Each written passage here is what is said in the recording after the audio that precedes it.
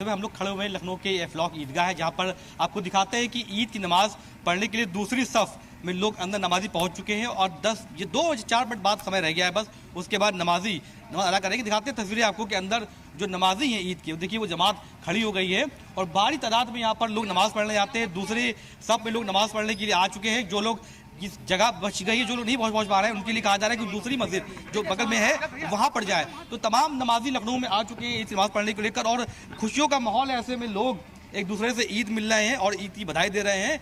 और इसको लेकर सुरक्षा व्यवस्था की बात करें, सुरक्षा व्यवस्था के भी कड़े इंतजाम किए गए हैं। बाहर देख सकते हैं कि आप यहाँ पर सुरक्षा व्यवस्था को लेकर पुलिस की फोर्स लगाई गई है और ये कोशिश की जा रही है कि जो एडवाइजरी है सरकार की कि नमाज सड़कों पर ज़्यादा नहीं की जाए, उसको खास ख्याल रखा जा रहा है कि कोई सड़क पे भीड़ न लगे।